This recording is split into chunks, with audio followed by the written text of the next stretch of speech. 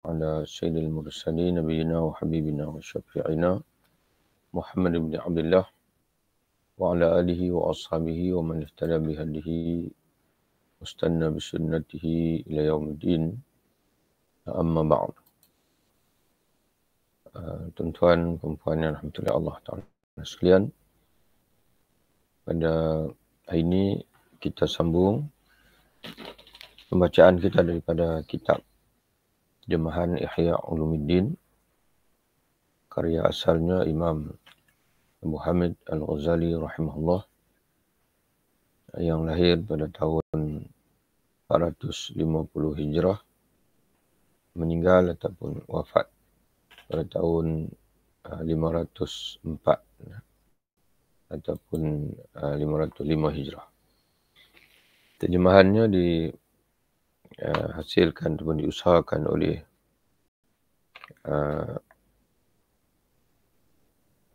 Tengku Ismail Yaakob, seorang tokoh ataupun ulama daripada Indonesia. Berkata Imam Al-Ghazali rahimahullah, wa nafa'anallah bi'ulumihi fi daraini amin, walladhi yanbaghi an yuqta'a bihi al-muhassilu wa la yastaribu fihi ma sanadkuruhu. Dan yang sayogianya diyakini oleh orang yang memperolehinya. Dimulai di situ. Dengan yang ketiga, baris yang kedua. Dan yang sayogianya, dalam kitab, dalam teks Arabnya disebut walladhi yanbaghi, dan apa yang sepatutnya ayuqta'a bihi, diyakini. Jadi Imam Al-Ghazali setelah dia bentangkan sebelum ini pendapat-pendapat para ulama mengikut bidang masing-masing. Karena ulama ilmu kalam, ilmu tauhid, mereka cenderung menyatakan bahawa ilmu fardhu ain ini adalah ilmu tauhid, sesuai dengan kedudukan mereka sebagai ulama-ulama yang bergelumang dalam ilmu akidah. Dan apabila ditanya kepada ulama fiqh pula, fuqaha, maka mereka cenderung menegaskan ilmu fardhu ain adalah ilmu berkait dengan salat, sebelum itu bersuci, berkait dengan puasa dan sebagainya, iaitu ilmu-ilmu yang merujuk kepada amalan-amalan yang wajib. Dan apabila ditanya pula kepada ulama-ulama tasawuf, maka mereka cenderung menegaskan ilmu yang menjadi fardu ain adalah ilmu hati, ilmu tasawuf, ilmu bersihkan jiwa. Jadi berbagai-bagai macam jawapan diberikan, dan kata Imam Al-Ghazali sebelum ini, jawapan-jawapan mereka itu agak terbatas, dan sepatutnya ilmu fardhu ain ini dikekalkan dalam istilah umumnya, iaitu ilmu itu sendiri. Ilmu itu adalah umum, tidak merujuk kepada tauhid sahaja, tak merujuk pada fiqh sahaja, dan tidak merujuk kepada hati sahaja, tapi ilmu lah, ilmu fardhu ain, ilmu yang menjadi fardhu ain. Ain makna zat, setiap zat ataupun setiap individu Muslim. Jadi Imam Ghazali akan jelaskan pada kita pendapat dia. Kata dia, dan yang sayogianya, yang sepatutnya diyakini, yakni diyakini berkenaan dengan perbahasan fardhu ain itulah, ilmu fardhu ain itu ialah, dan yang sayogianya, yang sepatutnya diyakini oleh orang yang memperolehinya. Tuan-tuan dan perempuan tambah sikit situ, oleh orang yang ingin memperolehi ilmu fardhu ain ni, ingin belajar. Jadi dia kena tahu dulu, sebelum dia belajar mencari untuk menghasilkan ilmu fardu ain, maka dia kena tahu terlebih dahulu, kena yakin terlebih dahulu apa dia yang dimaksudkan ilmu fardu ain itu. Maka Imam Ghazali menjelaskan, maka yang seyogianya, yang sepatutnya diyakini oleh orang yang ingin memperolehinya, yakni hanya di sini iaitu fardu ain, ilmu fardu ain, dan tidak diragukan lagi. Suatu yang mana yang diyakini tanpa perlu keraguan lagi ialah apa yang akan kami terangkan, iaitu bahawa ilmu seperti yang telah kami singgung pada kata pembukaan kitab ini terbahagi kepada ilmu muamalah dan ilmu mukasyafah. Dan ilmu yang dimaksudkan di sini tidak lain dari ilmu muamalah. Itu yang pertama. Dia balik pada itu. Mukasyafah ni tidak.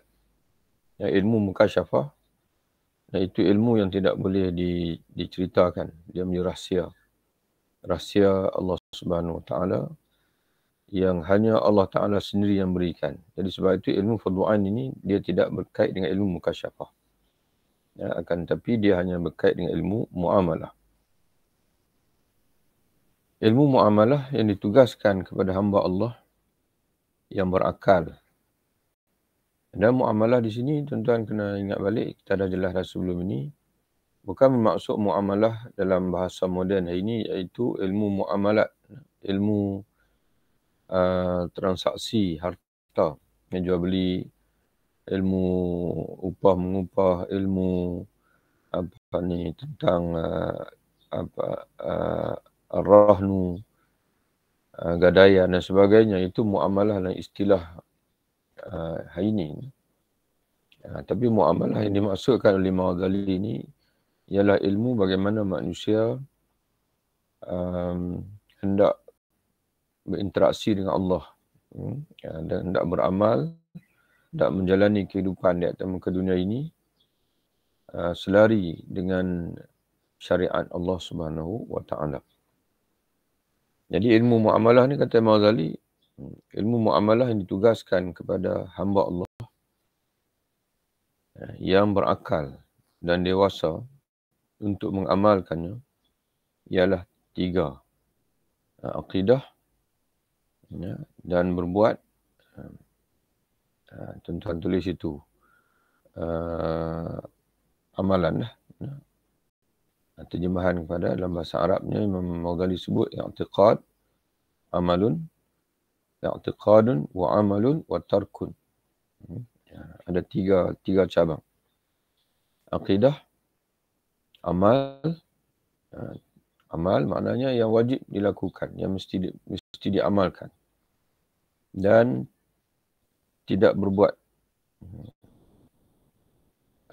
Tuan-tuan kena pindah sikit. Tidak itu kepada jangan buat, dia panggil. Terjemahan pada tarkun. Tarkun ni makna mesti ditinggalkan. Mesti ditinggalkan. Jadi tuan-tuan dan puan tulis di tepi itu dengan istilah yang lebih senang kita faham, kerana pengarang kita ini dia menterjemah ikut terjemahan harfiah. Itu yang kita sebut sebelum ni, maknanya kitab terjemahan ni pun perlu ada khidmat di masa ke semasa, sebagaimana yang biasa dilakukan di kalangan orang Arab lah. Kitab-kitab yang umdah ini, kitab-kitab yang diperlukan oleh masyarakat ini perlu dikhidmatkan dalam bentuk hasyiah. Hasyiah ni mana penjelasan di dalam nota kaki. Maka di sini tuan-tuan buatlah penjelasan ataupun nota sikit. Yang pertama akidah. Yang kedua amalun, iaitu perkara-perkara yang mesti diamalkan. Kewajipan amali dia panggil. Dan yang ketiga tarkun, iaitu perkara-perkara yang mesti ditinggalkan. Ataupun kalau kita nak kekalkan terjemahan pengarang, iaitu jangan, bukan tidak berbuat, jangan buat, jangan berbuat. Dia panggil an-nahyu, tegahan daripada berbuat. Jadi kalau kita merujuk pada bahasa fiqahnya, senanglah, lebih senang kalau sebab kita biasa dah familiar dengan bahasa fiqah. Yang pertama akidah, jelas. Yang kedua perkara yang wajib Dan yang ketiganya perkara yang haram. Itu saja. Ya, ada lebih jelas. Tanda. Jadi muamalah, pelaksanaan syariat kita, pelaksanaan terhadap syariat, itu dipanggil ilmu muamalah. Pelaksanaan terhadap syariat yang ditugaskan oleh Allah kepada hamba, dia merangkumi akidah, kewajipan dan juga meninggalkan tegahan ataupun yang diharamkan. Itu lebih jelas untuk tuan-tuan dan perempuan jadikan sebagai peringatan dalam hidup. Orang yang berakal sihat apabila telah sampai umur yakni baligh, baik dengan bermimpi yakni ihtilam, atau ini semua dipanggil tanda-tanda baligh lah. Apabila orang yang berakal sihat, ini berakal kerana syarat mukallaf itu mesti berakal. Apabila dia telah sampai umur ini baligh, baik baligh dengan bermimpi ini ihtilam. Jadi tuan-tuan kena tambah sikit hasyiah situ. Dan kena tambah mata kaki. Yakni maksud bermimpi ni itu bermimpi keluar mani. Bermimpi keluar mani. Dan biasa dalam kitab fiqh bila ulama kata tanda baligh ialah bermimpi. Sebenarnya yang dimaksudkan itu ialah dengan keluar mani. Dengan keluar mani.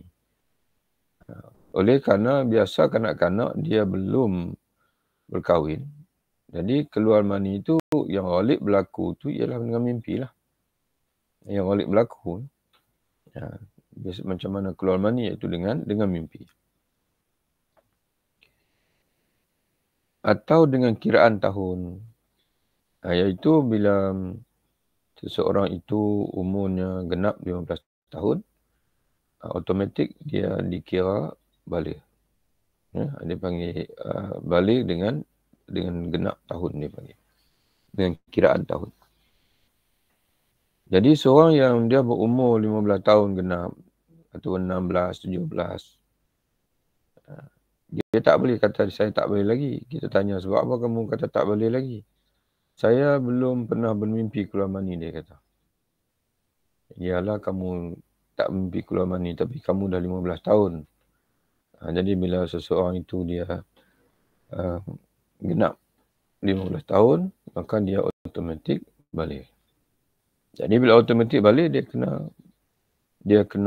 panggil apa? Dia terikatlah dengan kewajipan syariat termasuk kewajipan menuntut ilmu. Atau dengan kiraan tahun pada pagi hari umpamanya. Yakni dia baligh pada pagi hari. Contohnya. Maka yang pertama kali wajib atas dirinya ialah mempelajari 2 kalimah syahadah serta memahami artinya. Itu ilmu fardhu ain. Ilmu fardhu ain. Dan dia muncul bersama dengan muncul bersama dengan kewajipan lah. Munculnya kewajipan, maka muncullah kewajipan belajar. Bila munculnya kewajipan dia mengucap kalimah syahadah, maka muncullah kewajipan dia mempelajari 2 kalimah syahadah. Iaitu la ilaha illallah Muhammadun Rasulullah. Dan tidak diwajibkan kepadanya untuk berhasil menyingkapkan bagi dirinya dengan pemikiran, perbahasan dan penguraian dari dalil. Tetapi cukuplah sekadar ia membenarkan dan meyakini benar-benar dengan tak bercampur keraguan dan kebimbangan hati. Jadi wajib belajar la ilaha illallah ini adakah wajib belajar dengan dalil, perbahasan, penguraian ulama begitu begini dan sifat 20 dan sebagainya? Kata Maulid tidak. Dan tidak.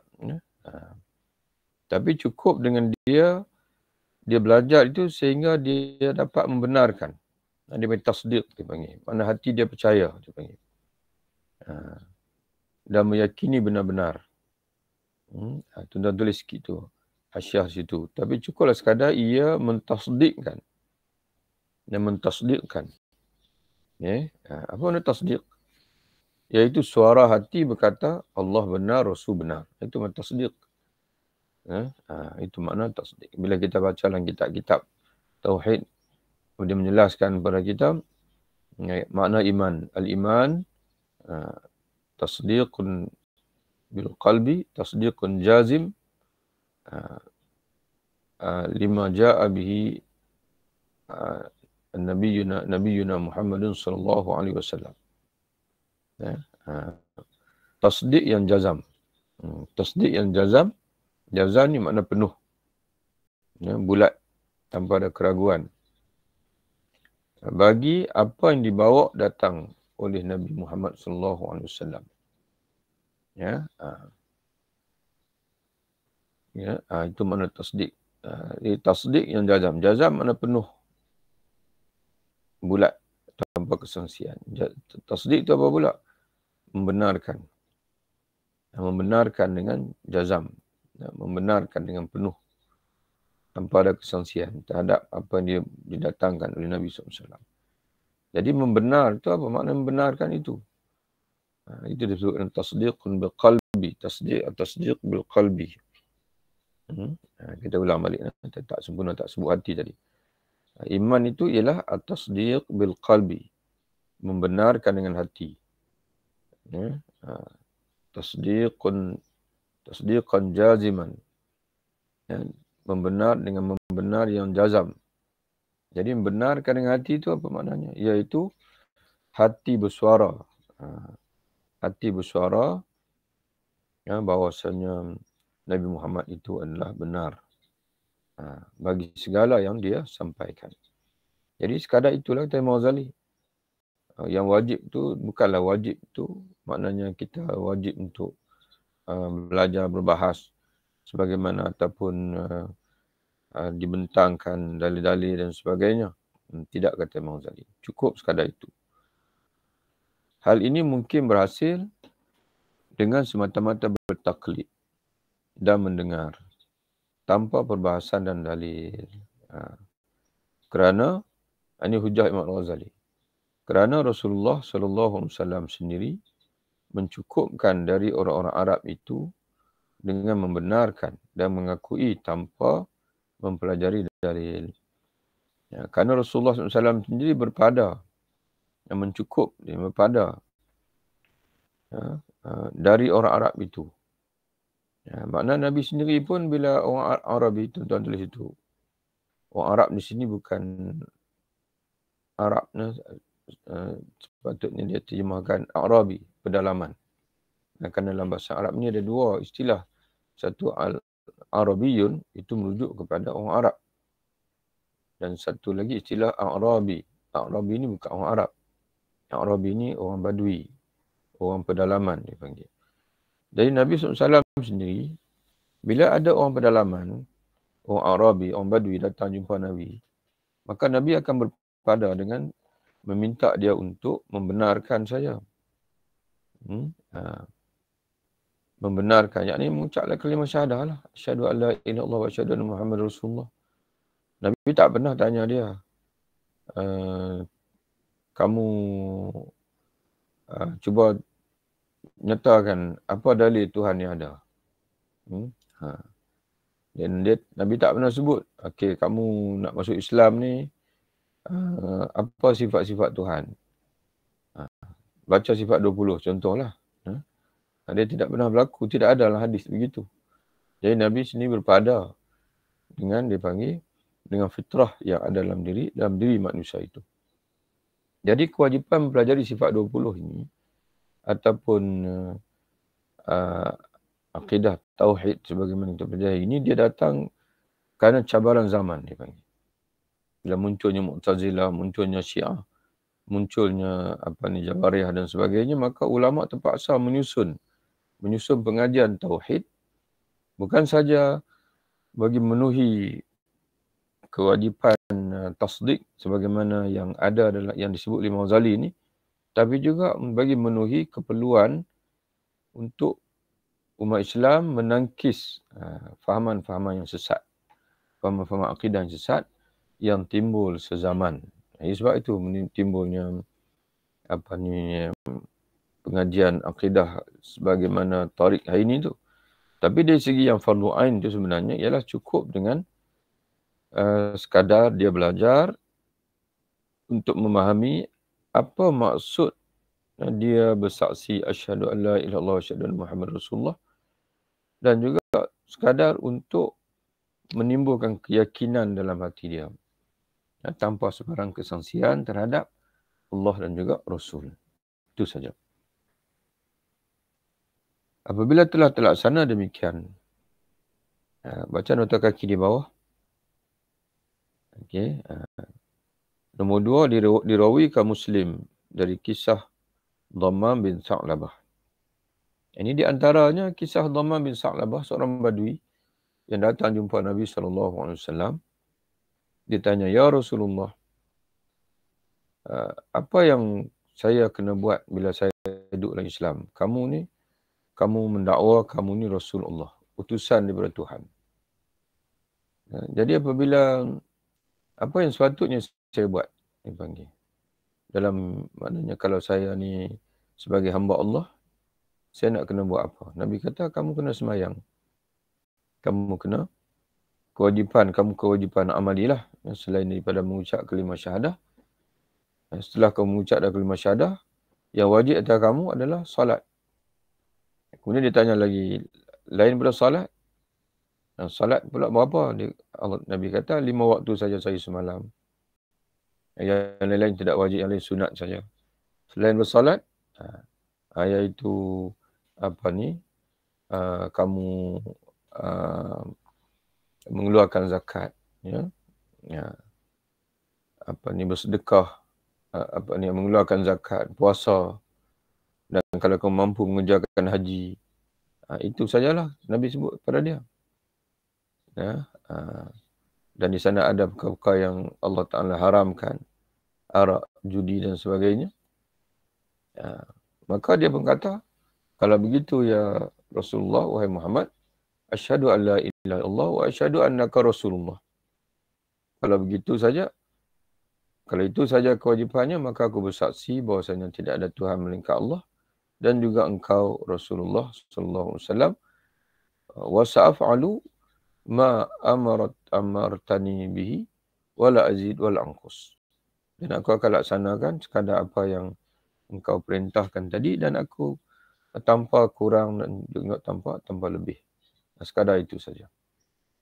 Maka bila dia berlalu pergi, Nabi pun kata pada sahabat-sahabat, yasduqu yadkhul jannah. Kalau benar apa yang dia katakan itu, dia akan masuk syurga, kata Nabi SAW. Simple saja. Simple saja. Nabi tidak minta apa yang lebih daripada itu. Jadi menunjukkan bahawasanya ilmu fardu ain ini sekadar yang diminta oleh Nabi SAW kepada dia. Cumanya bila zaman ini dia beralih, cabaran itu semakin berubah. Maka para ulama terpaksa merangka ilmu fardu ain itu dengan meraihkan keperluan umat Islam untuk menangkis fahaman-fahaman sesat yang berlaku sezaman. Itu yang menimbulkan pengajian dipanggil perlu mempelajari sifat Tuhan itu, kerana Mu'tazilah dia menafikan Allah itu bersifat. Mu'tazilah dia menafikan. Mu'tazilah sebagai contohnya dalam akidah dia meyakini Allah Maha berkuasa, Allah Maha mengetahui, tapi kata dia tanpa sifat. Ini bercanggah dengan nas. Maka ulama pun merangka sifat-sifat Allah. Di samping kita belajar tentang dalil-dalil kewujudan Allah Subhanahu Wa Taala, kerana Allah sendiri memerintahkan supaya kita ni menggunakan akal, memerhati. Maka para ulama menggabungkan kedua-dua sekali. Hujah-hujah akli dan juga hujah-hujah naqli, hujah-hujah syarak. Itu timbul berdasarkan kepada keperluan semasa. Dan zaman ini umat Islam perlu pula diajar sebar sedikit tentang kebatilan ideologi semasa yang lebih berat ataupun lebih bahaya daripada Mu'tazilah. Contoh macam ideologi liberal, ideologi pluralism yang mengajar manusia ini semua agama ni sama, membawa kepada Tuhan. Jadi dan begitu juga ajaran sesat dan sebagainya lagi. Itu. Apabila telah terlaksana demikian, maka telah tertunailah kewajipan waktu itu. Oleh sebab dia dah balik, dan dia mesti dah mukallaf, dan perkara yang pertama sekali yang wajib atau mukallaf ialah mengucap kalimah syahadah, maka itulah kewajipan waktu itu. Dia panggil wajibatul waqti, kewajipan waktu tersebut. Dan adalah ilmu yang menjadi fardu ain baginya di waktu itu ialah mempelajari 2 kalimah syahadah dan memahami ertinya. Dan tidak ada kewajipannya di balik itu. Selain di balik itu, sebab selain daripada itu pada waktu tersebut. Berdalilkan jika sekiranya mati dia sesudah itu, maka adalah kematiannya dalam taat kepada Allah Azza wa Jalla, tidak dalam maksiat. Jadi itu menunjukkan bahawa kalau kita ada ulama-ulama semua putuskan begitu. Kalau seseorang itu selepas dia mengucap kalimah syahadah, asyhadu an la ilaha illallah wa asyhadu anna Muhammadar Rasulullah, selepas itu dia mati, dia masuk syurga atau tidak? Maka semua ulama kata ya, dia akan masuk syurga. Jadi menunjukkan bahawasanya dia telah melaksanakan kewajipan. Dia telah melaksanakan kewajipan pada waktu tersebut, iaitu mempelajari kalimah syahadah, kerana dari segi amali, kewajipan dia pada ketika itu hanyalah mengucap kalimah syahadah. Belum tiba lagi kewajipan-kewajipan yang lain. Kewajipan selain itu akan datang dengan sebab-sebab yang mendatang. Maka selain daripada mengucap kalimah syahadah itu, dia akan menyusul lah. Akan menyusul dengan dipanggil sebab-sebab baru yang timbul. Nanti Maulana Ghazali akan bagi contoh kepada kita. Sebab-sebab baru yang timbul. Itu yang menimbulkan ilmu fardu ain yang baru pula. Dan tidaklah yang demikian itu perlu, yakni daruri pada tiap-tiap orang, bahkan mungkin terlepas daripadanya. Makanya sebab-sebab baru itu mungkin dia tidak timbul, tidak daruri pada semua orang. Dan mungkin ada orang yang terlepas daripada kewajipan. Sebagai contoh, bil misal ittadah al-maqal. Itu ungkapan ulama lah. Dengan bawa contoh, maka penerangan menjadi jelas. Jadi sebab-sebab yang datang itu, kata Imam Ghazali, dia tidak dauri. Dia bukan suatu kemestian pada semua orang. Kerana ada sebab yang mesti pada seseorang, tapi pada seorang yang lain dia tidak mesti. Sebagai contohnya, bila muncul alam perkahwinan, maka mempelajari ilmu tentang rumah tangga itu menjadi sebab. Maknanya kewajipan berumah tangga itu menjadi sebab kepada wajib pula ilmu tentang hal ehwal rumah tangga. Tapi sebab ini tidak berlaku pada semua orang, kerana ada di sana orang yang tak nak kahwin. Itu contohnya. Sebab-sebab yang mendatang itu ada kalanya dalam berbuat atau tidak berbuat, yakni jangan berbuat, atau pada akidah. Balik pada 3 tadilah.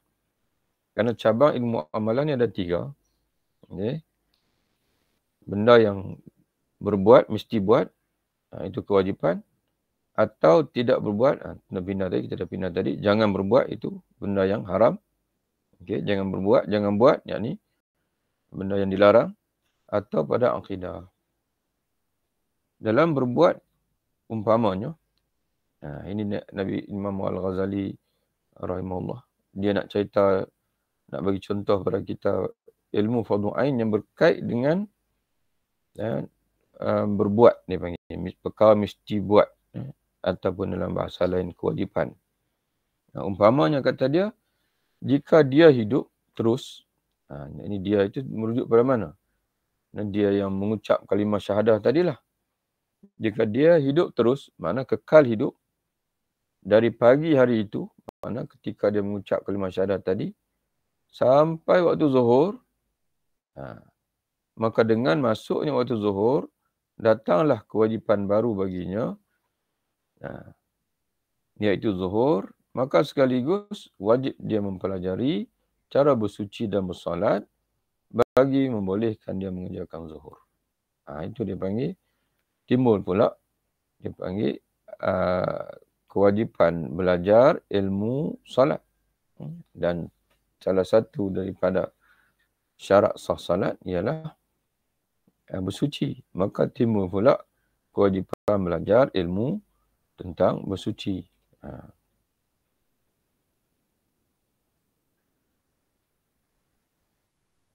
Kalau dia sihat dan terus bertahan sampai waktu tergelincir matahari, itu sebelum masuk zuhur. Sebelum masuk zuhur tu, datang kewajipan baru baginya, iaitu mempelajari cara bersuci dengan bersolat.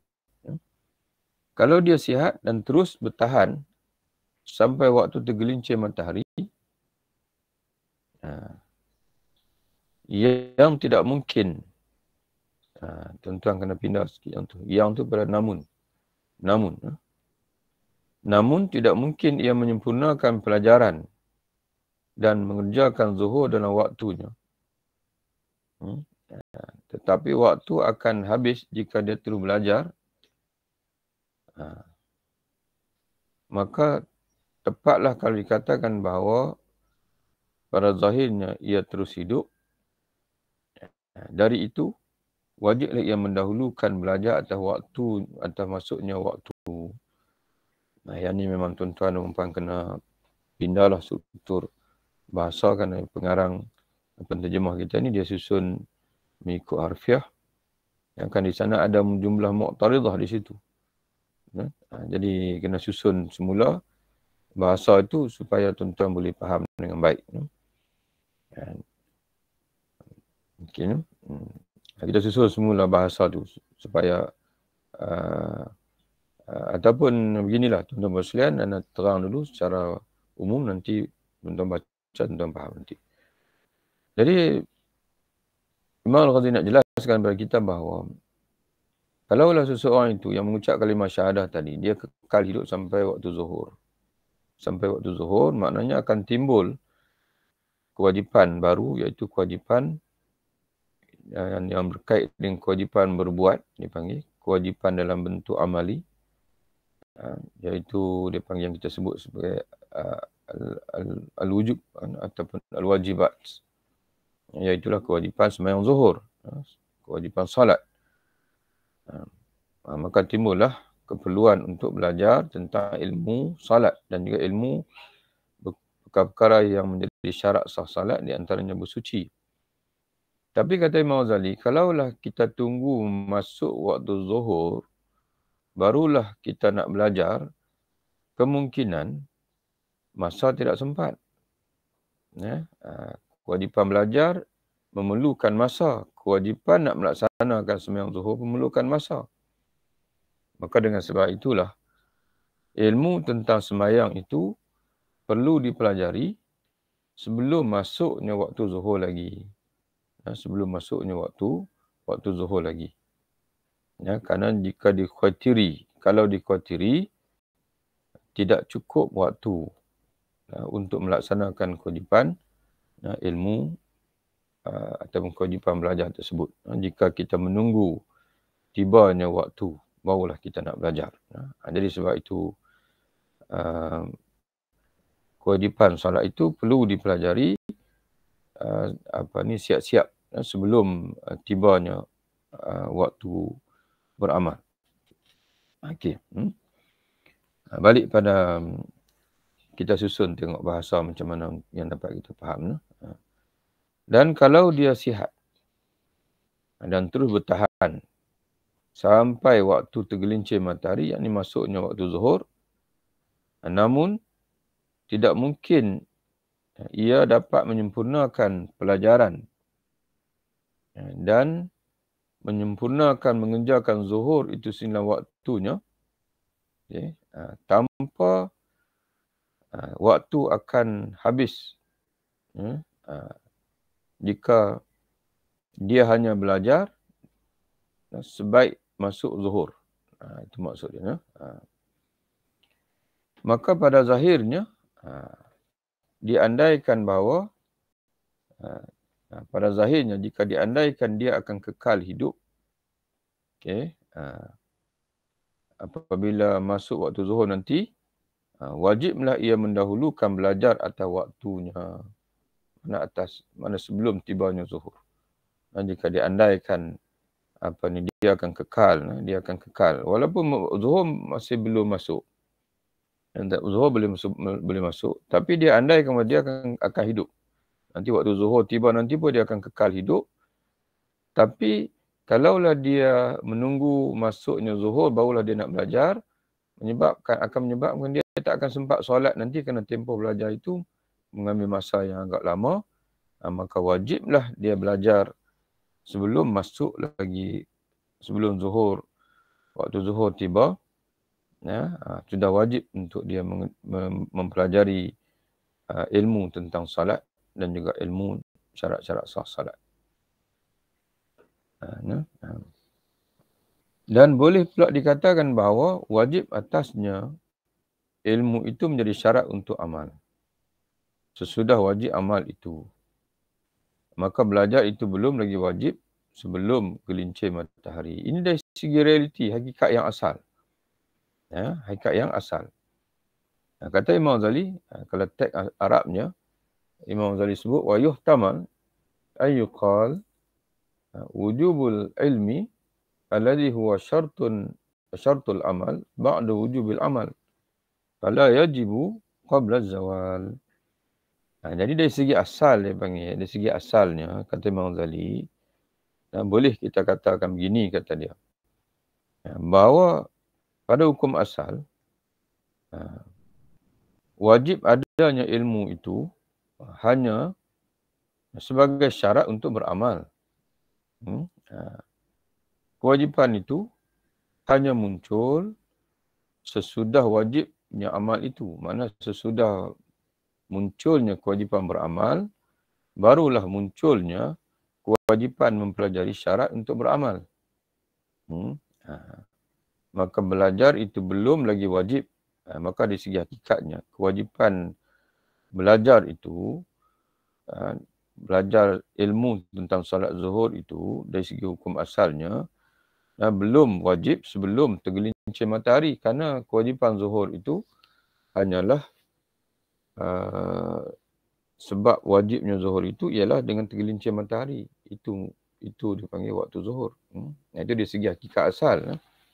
Hakikat asal, apabila tibanya saat kita wajib beramal, maka barulah tiba kewajipan belajar ilmu yang terbabit. Tapi oleh kerana bimbang, takut waktu tidak sempat, kalau kita menunggu saat itu barulah kita nak belajar, maka dipanggil kewajipan menuntut ilmu itu wujud sebelum lagi beramal. Atas dasar, bukan kerana atas dasar hukum asal, atas dasar dipanggil kebimbangan, takut tidak sempat, tidak cukup masa untuk nak digabungkan kewajipan belajar beserta kewajipan beramal pada waktu tersebut. Kerana waktu sembahyang ni dia adalah dalam bahasa Arab, ulama istilahkan dipanggil al-wajib, dia ada dipanggil al-wajib al-muwassa' dipanggil. Ada wajib al-muwassa', ada al-wajib al-muhaddad dipanggil, yang ditahdidkan waktunya. Ada yang wajib yang diluaskan waktunya.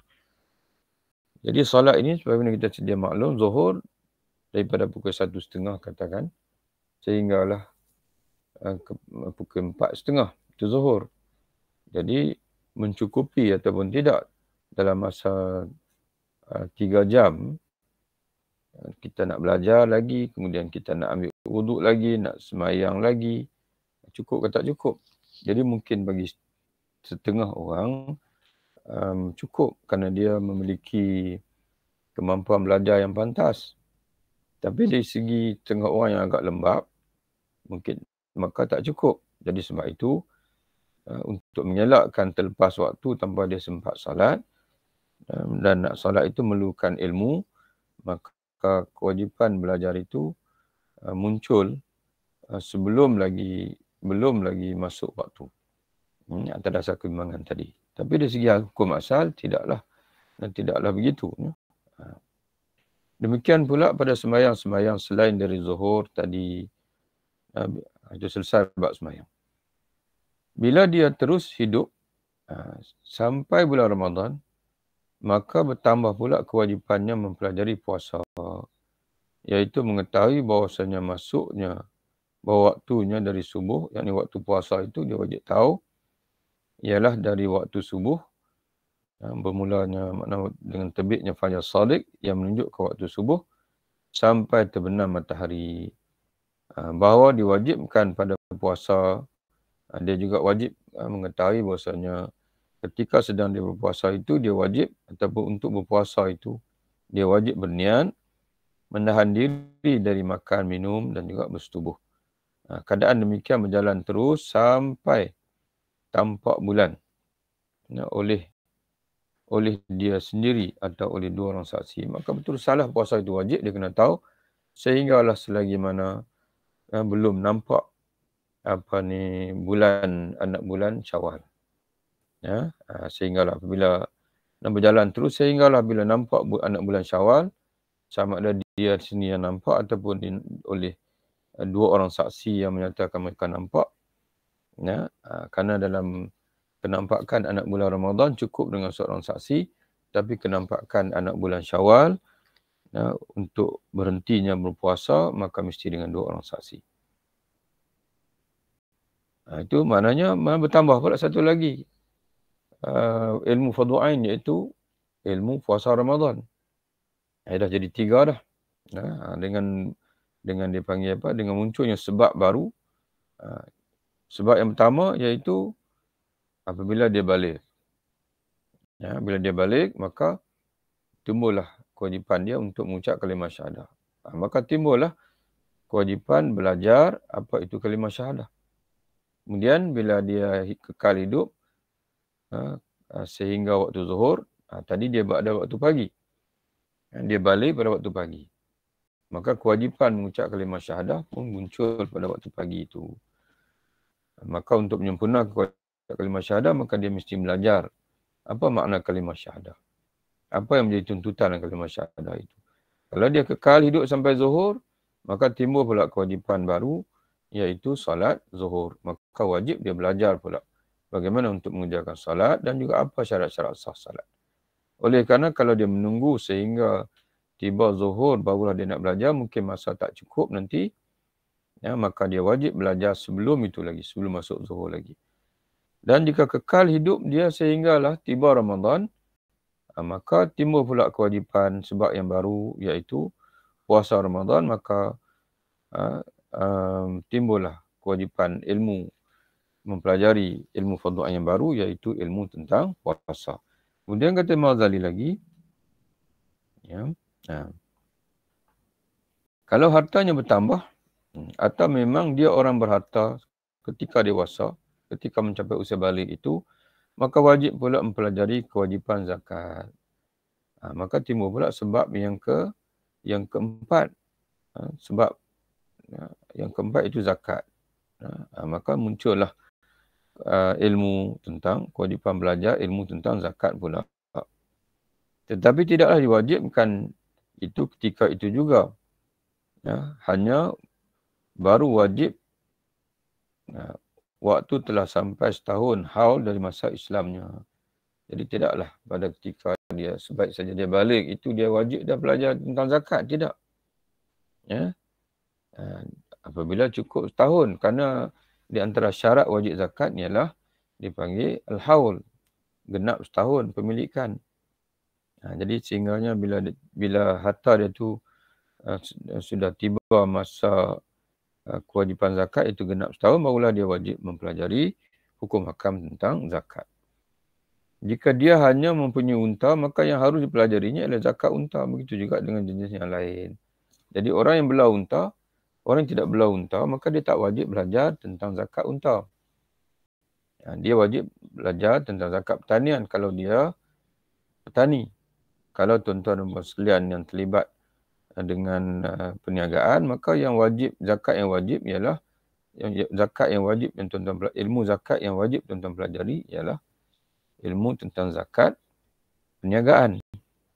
Bagi tuan-tuan dan puan sekalian yang bekerja makan gaji, maka ilmu zakat yang wajib tuan-tuan pelajari ialah zakat simpanan ataupun zakat gaji mengikut fatwa sebahagian daripada ulama. Jadi begitulah tuan-tuan dan puan sekalian. Bila datang bulan haji, tidaklah wajib ia bersegera mempelajari pengetahuan haji kerana mengerjakan haji adalah dalam waktu yang lama. Ini tuan-tuan kena pindahlah. Terjemahan harfiah at-tarakhi. Bukan lama. Iaitu yang bertangguh. Dibenarkan untuk dipanggil wujub at-tarakhi. Kewajipan yang boleh dibawa ke depan. Dalam usia dia panggil. Kewajipan dalam usia.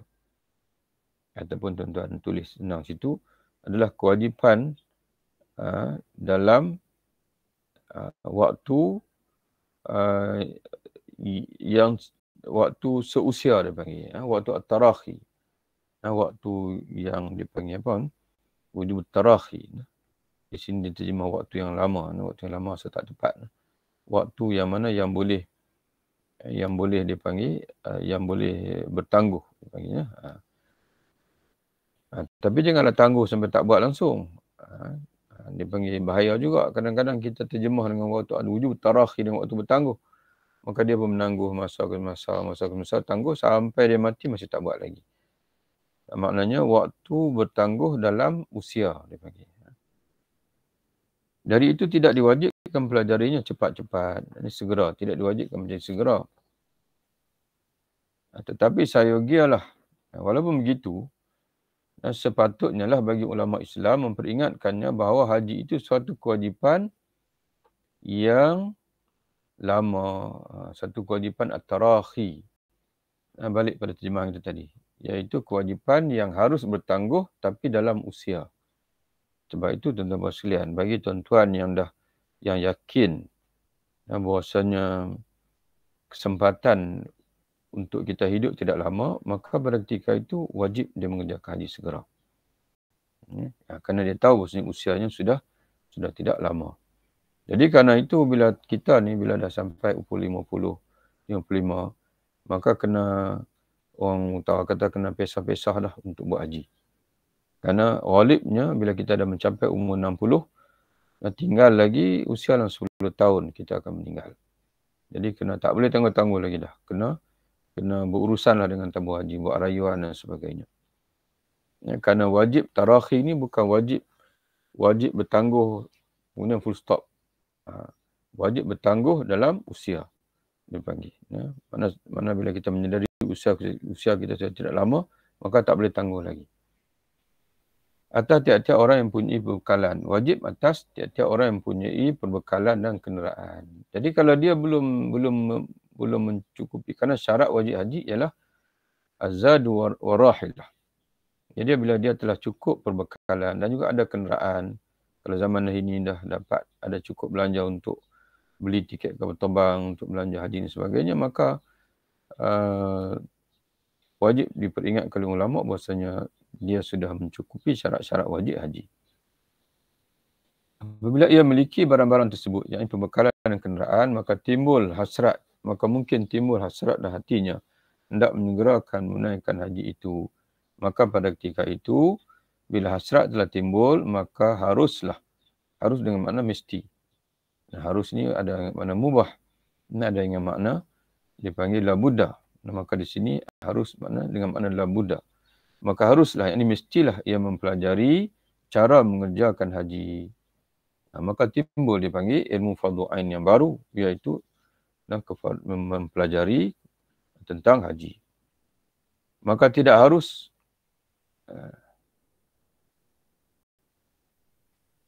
harus ini maknanya tidak wajib. Maka dan tidak wajib selain mempelajari rukun wajibnya, tidak sunatnya. Jadi yang menjadi fardu ain itu ialah mempelajari perkara-perkara yang wajib, perkara rukun dan juga yang wajib adalah haji. Tidak sunatnya. Yang tidaklah, maknanya yang menjadi fardu ain itu bukan yang sunat. Itulah. Tapi tuan-tuan sekalian, walaupun mempelajari sunat-sunat haji itu tidaklah fardu ain, tapi dia masuk dalam perkara yang perlu. Kerana kalau kita banyak meninggalkan yang sunat, maka kita akan hilang pahala. Tapi oleh kerana perbahasan Imam Al-Ghazali ini, perbahasan ilmu fardu, maka dia menegaskan kepada kita bahawasanya ilmu yang menjadi kefarduan itu ialah rukun. Ilmu rukun dengan ilmu al-wajibat, wajibatul haji. Tapi dari segi apa yang sepatutnya itu, janganlah. Dan kita hidup dengan rukun saja dan dengan wajib saja. Mesti tambah yang sunat. Jadi kerana itu dari segi pengajian, tuan-tuan sekalian, bila kita pelajari dalam bentuk yang package yang lengkap lah. Merangkumi ilmu fardu ain dan juga ilmu yang melengkapi kesempurnaan ibadat itu sendiri. Maka termasuklah hatta salat sendiri pun ulama-ulama bagikan rukun, ab'ad dan juga hayat. Dari itu tidaklah menjadi fardu ain mempelajarinya. Yang ini mempelajari perkara-perkara yang sunat tidak fardu ain. Tapi untuk melengkapi kita pelajarilah juga. Kemudian tentang haramnya berdiam diri daripada memberitahukan atas kewajipan pokok haji itu pada waktu sekarang adalah menjadi suatu perhatian yang layak pada ilmu fikih. Ini perbahasan ini lebih lanjut, kata dia, dipelajari dalam ilmu fiqh. Iaitu adakah harus ulama berdiam diri daripada menerangkan kewajipan pokok haji itu pada waktu sekarang. Contohnya, bila seorang ulama dia mengajar fiqh. Dia mengajar fiqh puasa, bersuci. Kemudian dia ajar salat. Kemudian dia ajar zakat. Dia ajar puasa. Bila tiba tentang haji, dia pun kata, kita tangguhlah. Yang haji ni kita tangguh. Nanti kita belajar waktu lain. Kita pergi bab lain dulu. Boleh ke tidak begitu? Itu menjadi perbahasan pada ulama. Apakah kewajipan haji ini, kewajipan mengerjakan haji ini mesti dijelaskan pada ketika ini juga. Tak boleh tangguh. Itu dia balik pada perbahasan ulama. Adakah kewajipan haji ini al-wujub alal faur ataupun al-wujub ala tarakhi? Sebagian ulama kata kewajipan haji ini adalah kewajipan segera. Dia bukan kewajipan yang boleh bertangguh. Mana bila cukup syarat-syarat saja, maka tak boleh tangguh lagi, kena pergi haji. Maka kalau kita pegang wujub alal faur, untuk mengelakkan berlaku situasi tadi, di mana kalau tiba waktu baru kita nak sibuk-sibuk belajar, takut tak sempat kerana haji ni dia tempohnya 9 Zulhijjah sehingga dia panggil 14 Zulhijjah, 13 Zulhijjah. Jadi sempat kan? Tidak, dalam 4 hari. Dan kalau seseorang itu bila tiba 9 Zulhijjah barulah dia sibuk-sibuk nak belajar haji. Padahal pada hari itu dia nak kena wukuf. Tak sempat. Maka sebab itu bagi ulama yang menyatakan bahawasanya haji ini wajib alal faur, wajib disegerakan, wajib dengan segera. Dan tak sempat kalau dia nak belajar, kalau tiba masa haji baru dia nak belajar, maka perlu diajar sebelum itu lagi. Tapi sebahagian ulama, termasuk dalam mazhab Syafi'i, menyatakan bahawa haji ini dia wujub ala tarakhi. Walaupun kita dah ada wang untuk perbekalan, dan juga untuk wang untuk kita beli tiket haji dan sebagainya, tapi kita masih boleh tangguh. Dia tidak wajib segera, masih boleh tangguh. Sehinggalah sekira-kiranya kita dah mengata apa, dan kita merasakan ataupun kita yakin ataupun ghalib zan ghalib bahasanya memang kita usia dah tak panjang dah, pada ketika itu barulah dia menjadi wajib alal faur, wajib disegerakan. Jadi bagi ulama-ulama yang menyatakan kewajipan haji ini adalah kewajipan yang harus bertangguh, maka belajarnya pun tidak boleh ditangguhkan. Ya, maka tak perlu. Maknanya boleh skip lah. Ulama kata ya haji kita tangguh dulu kerana rata-rata kita bukan nak pergi haji lagi. Kita belajar dulu yang kita nak beramal sekarang ini. Itu perbahasan yang lebih lanjut kata Imam Ghazali perlu dirujuk pada mereka. Demikianlah cara beransur-ansur kata Imam Ghazali tentang ilmu amal perbuatan yang lain pula, yang selain ilmu muamalat, ilmu perniagaan, ilmu perkahwinan dan sebagainya yang menjadi fardu ain. Maka dia datang beransur-ansur.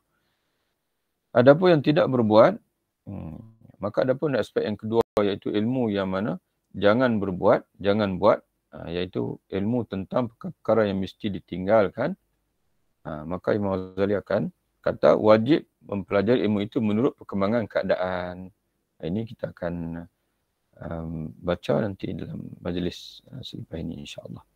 Majlis berikutnya insya-Allah. Wallahu a'lam bissawab. Jadi tuan-tuan dan puan memang agak dalam bab ini tuan-tuan dan puan perlu penelitian lah yang lebih sedikit, penelitian yang lebih sedikit.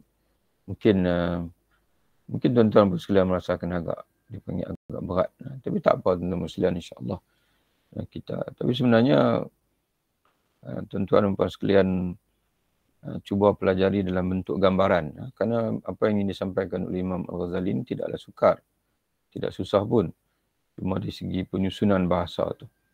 Kerana kita pelajari ini adalah karya terjemahan. Kadang-kadang ada ketikanya para ataupun lebih apa yang kita tengok di sini ni memang penterjemah kita ni dia cuba untuk kekalkan bahasa asal ataupun konten itu mengikut yang seperti yang asal.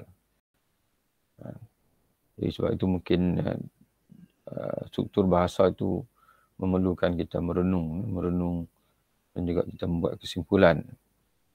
Dan begitulah tuan-tuan dan sekalian, mudah-mudahan Allah Subhanahu Wa Taala memberkati usaha kita untuk memahami ilmu yang ditulis oleh ulama-ulama kita.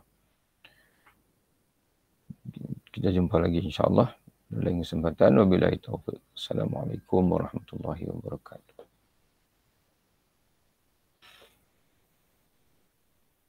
Jazakallah khair. Ya, Terima kasih.